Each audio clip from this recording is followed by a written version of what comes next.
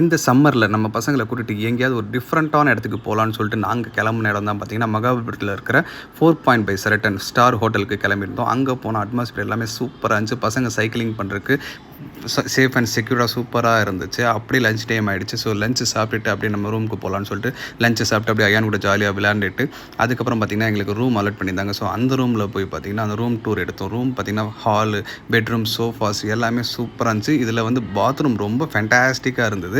அப்படியே வெளியே வந்துட்டு ஹெல்ப்பரோட பக்கி எடுத்துகிட்டு பக்கியில் பசங்க எல்லாரையும் கூட்டிட்டு அப்படியே ஒரு ரவுண்ட் அடித்து எல்லாமே சுற்றி பார்த்துட்டு அப்படியே நாங்கள் வந்தோம் ஸ்விம்மிங் பூலுக்கு வந்தால் அங்கே லைட்டாக தூரல் போட்டுட்டு இருந்துச்சுங்க. அந்த மலையில் அப்படியே நினைஞ்சிக்கிட்டு ஸ்விம்மிங் பண்ணிவிட்டு ரொம்ப ஜாலியாக பசங்களோட என்ஜாய் பண்ணிட்டு இருந்தோம்.